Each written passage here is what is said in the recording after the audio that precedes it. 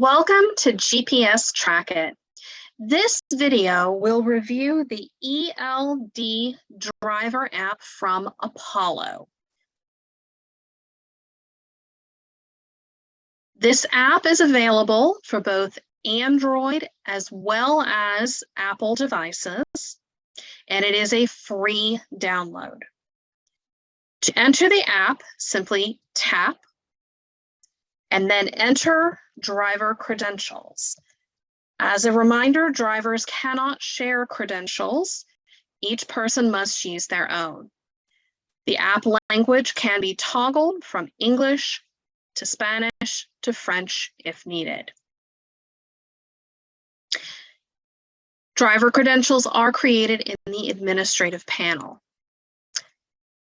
The first thing that will need to be done is selecting the tractor and, if applicable, trailer. Tractor means vehicle. It's the pull unit. There's an engine compartment, there's a driver's compartment, and it's where the ELD is attached. Trailer is anything that it's towing. Collectively, tractors and trailers are known as assets. This list is created in the administrative portal. Tap on the trailer to select. Today we're going to use number 21. Hit save. And do the same for the trailer. We're going to pull trailer 20T. You must then enter the odometer reading from the tractor and confirm it.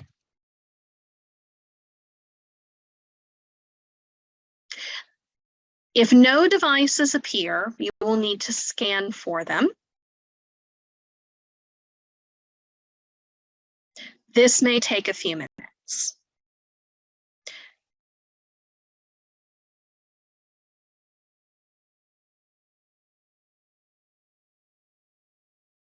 If you have devices in range and they're not appearing even after the scan has been pressed, please reach out to support.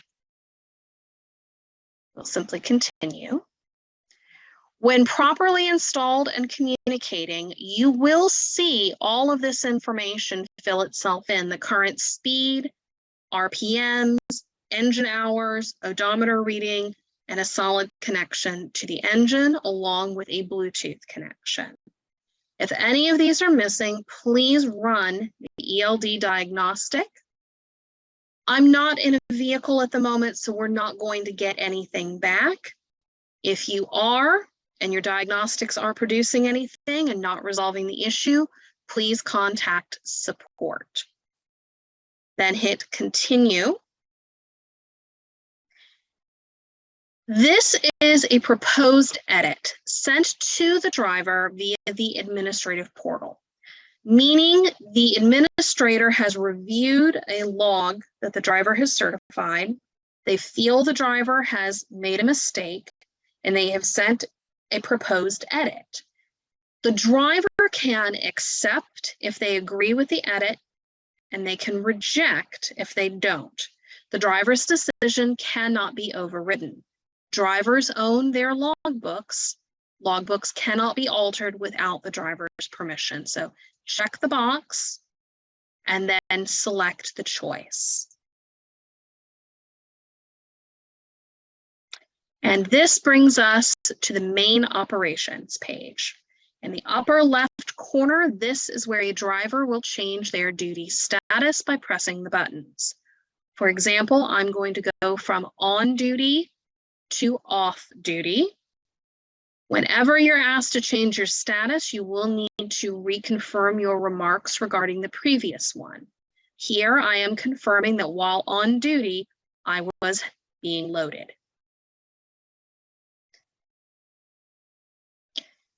To the right are the donut graphs. This is going to show how much drive time, shift time, and cycle time remain available to the driver. Below the duty status, any possible violations will be listed and the time that they will occur. This does not mean a violation has occurred. It means that the next possible violation is the one listed here. You are always asked to confirm that you want to change your status. Please ignore this pop-up. It's occurring because I'm not connected to a unit at the moment, because I'm not in a vehicle. Because I'm now in driving status, you'll see the driven donut is starting to count itself around, and the violation has changed. Now the next violation I could commit would be failure to take my 30-minute break. Questions about which status to select under certain circumstances should be directed to the FMCSA. In the upper left corner, you will find a menu. This menu is only available when on duty, off duty, in the sleeper. It is not available while driving. Status must be changed before any other actions can be performed. So we'll switch back to on duty, not driving. And I'm going to indicate that I am currently conducting a pre-trip inspection.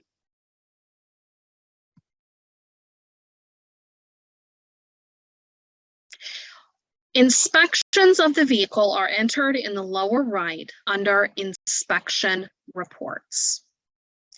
Use the plus button to input and the applicable regulation. The first item that comes up for inspection is the tractor pull unit. Please check any items that do not pass inspection. For example, I've discovered a problem with the airlines. Having been checked, I now have an area to input notations.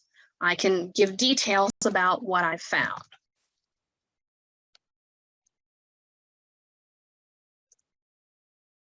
Hit OK. Once you've checked through everything, hit Next. Now we'll inspect the trailer. Remember, you are only checking boxes for items that do not pass inspection. I found a problem with the roof.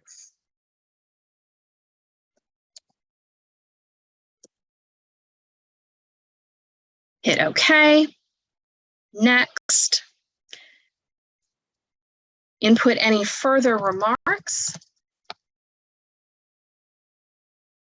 And select the appropriate status. Because defects were noted, satisfactory is not available. You'll either need to indicate that they don't need to be corrected for safe operation of the vehicle, or that they do. If your location has not populated itself, please be sure to fill that in. If you'd like, then hit e-sign. If you've signed once, it should remember your signature going forward. Hit back, and then tap on pictures if you'd like to take any pictures of the discrepancies found, provided, of course, that they're visible. Tap the camera icon. Because of where I have my tablet propped, you're getting a view of my printer. Take the picture. Hit OK. Hit back on your tablet, and then upload the inspection. Uploading the inspection is how it will appear in the administrative panel for review. You can view here, scrolling through what exactly you've submitted. All right, then we'll hit back. Inspection reports will be listed. You can go back to look at them if you've forgotten what you've submitted. In the upper left corner, let's take a look at the menu. Home returns you to the main operations page. The next section is logbook. Logs are held for 14 days from the time they are generated. Use the arrows to the upper right to go forward or back. This is where your logs can be reviewed. On logbook, you are viewing the graph. On logs, you will view the event list. Drivers can directly input edits if necessary, using the icons here to the right, specifically the one in the middle. So change the status. I want to go from off duty to on duty. I can edit the start time and date. So start date and end date if the event goes over the midnight hour, along with the start time and end time. You must provide remarks regarding the reason for the edit, and then confirm the changes. You can also remove events using the trash can icon. The plus button brings you back into the edit screen, but this time it would be to input a forgotten status. You may need to adjust the date and time. You'll need to input 2 entries, one to begin the forgotten event and another to end it.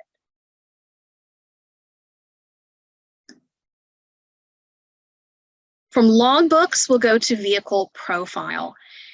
This is the ability to change the tractor or trailer from the main operations screen. For example, you've dropped a trailer and you've picked up a new one. You will need to reflect that by changing it out. We're going to say we've dropped 20 and we have picked up 10.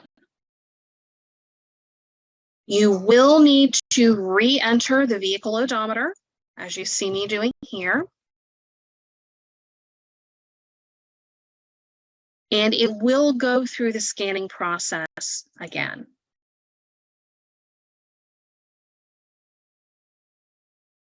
And again, we're not going to get any results. I'm not in a vehicle while this is being filmed.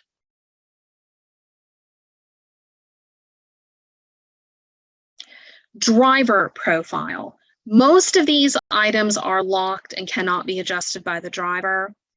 A few of them can be, as you see here, if needed. Violations. If a driver has committed any violations in the previous 14 days, they will be listed here. It's a good thing if it's blank, it means no violations have occurred. Annotations. Annotations are the boxes that you check whenever you're changing status. It indicates what you had been doing. For example, conducting a pre-trip inspection, hooking up a new trailer, loading something, etc. This is an easy way for drivers to see a list of the annotations they have been entering. Certify records. To certify a logbook, you will go to Certify Records. You will check the box over here to the right and then press Certify. Please be sure that you have reviewed the logbook prior to certification in the logbooks section. Your ability to review the logbook and certify the logbook are in 2 separate places. Apollo ELD allows notifications to be sent to the driver from the administrative panel, and they are viewed here under notifications. This is only advised for use in emergency situations.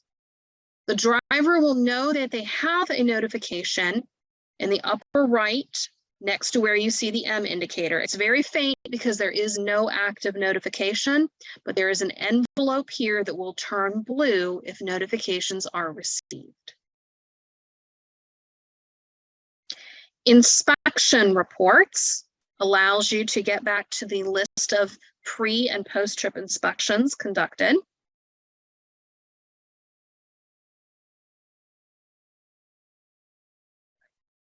You can also return to the scan device page. Just a quick note, Scan device does allow you to use the back button when accessed through the menu. However, during login, it does not. You can also revisit your diagnostics page. Again, when accessed through the menu, you must wait for it to go through its systems check before pressing the continue button.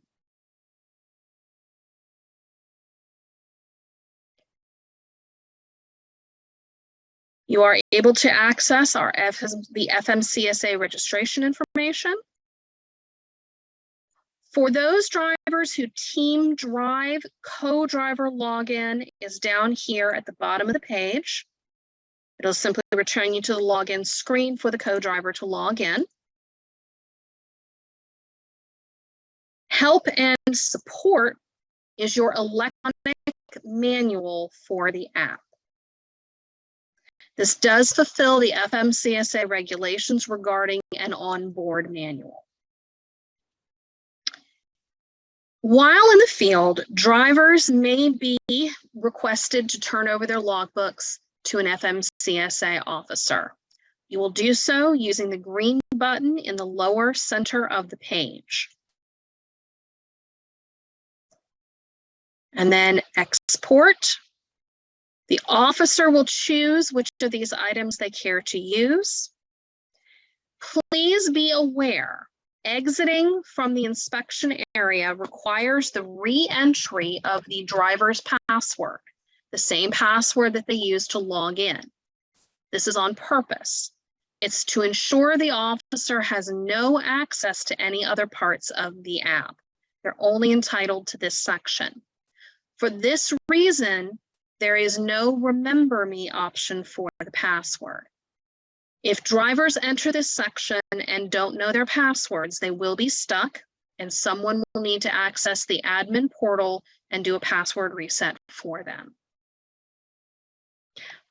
Please be sure to press the inspection button before handing the phone or tablet over to the DOT inspector. The D and M indicators are regarding malfunctions and data diagnostic events. Generally, these are traced back to a bad Bluetooth connection between the phone or tablet being used and the ELD installed in the vehicle. Tapping on the indicator will give you a pop-up at the bottom indicating what the problem is. Correcting the root cause will remove the indicators. If the root cause has been corrected for more than 24 hours and the indicators are still active, please contact support for assistance. To log out, tap the button in the upper left corner. That actually brings you over to the menu where you will find log out. You are not able to log out unless marked as off duty. This is to prevent accidental violations. You don't want to log out and leave your clock running. Please log out for two reasons. Number one, data security, especially with shared devices. You don't want to end up in a scenario where you forgot to log out, the next driver doesn't notice, and they enter their records under your name. And second, this is an app. Periodically, it will require updates to maintain compliance. The updates cannot process while the app is in use. Please be sure to log out. When logging out, if logbooks have been left uncertified, you will be warned to take care of it.